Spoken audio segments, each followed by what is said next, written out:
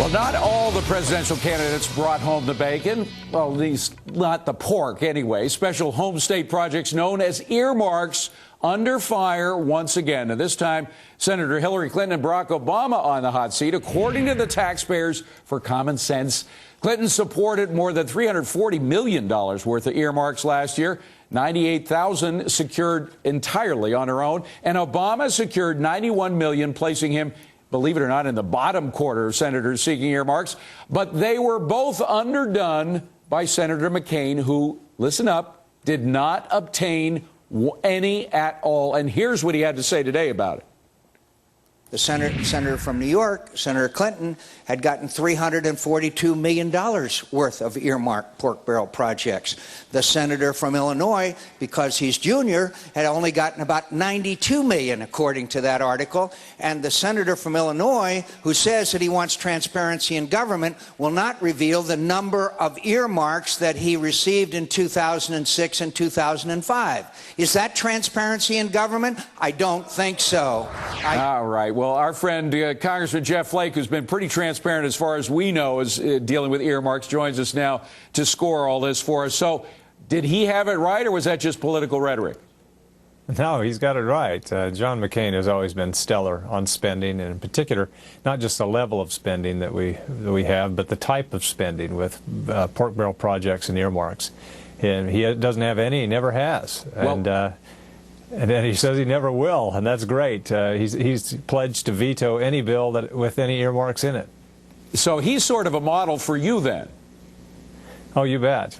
You bet. That's we need a massive earmark diet. It really is just out of control here on Capitol Hill. Have any of the other two candidates? Well, there are other candidates, by the way. Mike Huckabee, of course, he hasn't been in Congress, so we don't know how he'd vote on these things. But we do know a little bit about Ron Paul, right? For all of his libertarian talk, he's brought some pork home, hasn't he?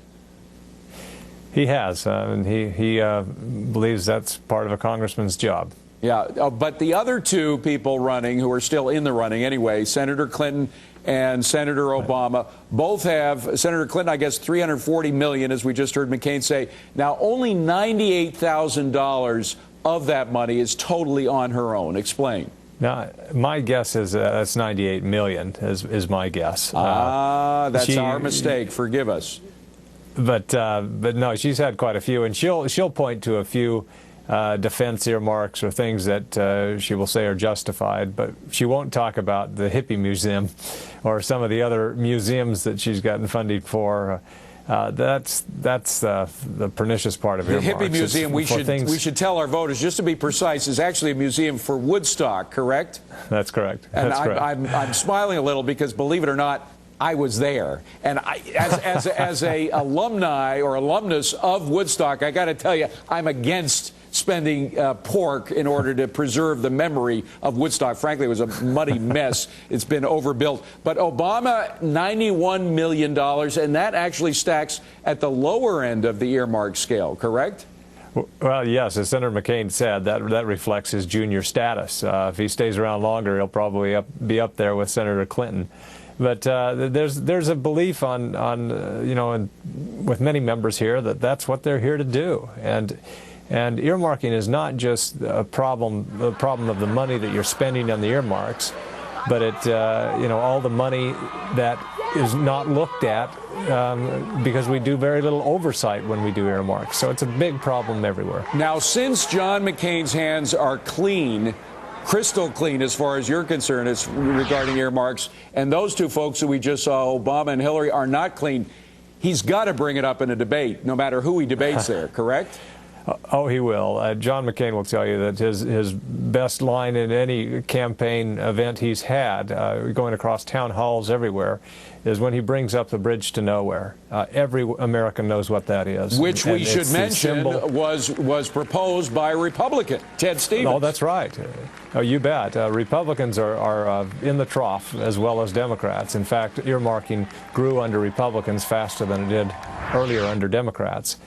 So John McCain certainly realizes that this is a potent political issue. It should be. and people want to know about it. So I think it will play largely in the campaign to come. Well, you got to know that either Hillary or Obama, no matter who wins the nomination, are going to be prepared for that question or that comment of McCain when they're debating. How do you think they'll respond? Well, they'll say that earmarking is just 0.5% of the federal budget. That the federal or the congressmen know their districts or their states better than faceless bureaucrats, and they'll give you all kinds of reasons why earmarking has a noble pedigree. It really doesn't. The contemporary practice of earmarking is rather new. And it's been out of control when you have over 15,000 earmarks in 2005, over 12,000 this year. At a cost of $20-some billion. It's big money, and as I mentioned, it's even worse when you realize that we spend in Congress far too much time, an inordinate amount of time, doing earmarks, which means that we aren't really looking at the rest of the federal budget. Yeah. The oversight that should occur simply isn't occurring. Well, one person who's in charge of the oversight of the budget is Charlie Rangel. He's the chairman of the Ways and Means Committee, which is he holds the purse strings.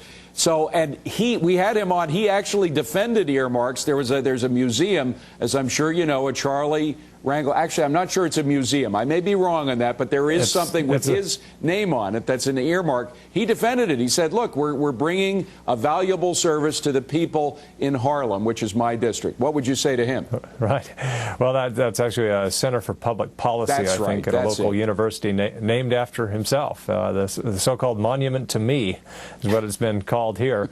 And, members will justify earmarks, saying that it brings economic development. Well, what earmark or what spending wouldn't bring economic development, at least to those who are involved?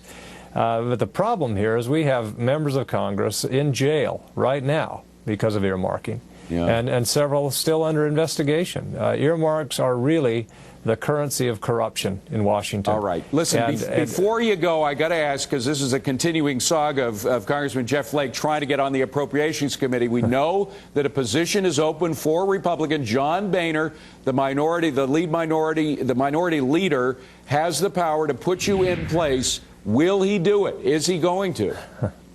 Well, this election was made today, and it was not me. So that chapter is today. Over. It was today. What happened? Tell us. Joe Bonner of Alabama was selected. What do you think of him? Well, Joe's a good guy. I would hope that has he brought any earmarks or pork into his district? Yes, he has. But if you look at Taxpayers for Common Sense database, you can see what every member has brought back.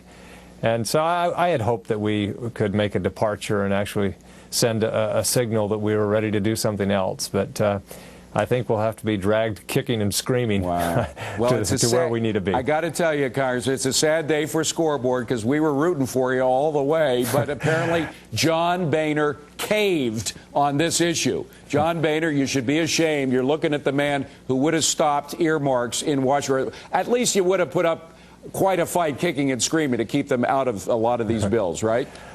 Well, there's always the floor of the House of Representatives, and we'll use it again this year. Well, we're glad you at least have that for him, but you should have been on the Appropriations Committee, and John Boehner should be ashamed for not insisting that you were a part of that. We thank you for coming on, Congressman Jeff Flake. Good to see you. Thank you for having me. Coming up on deck, our Valentine's gift to you, the very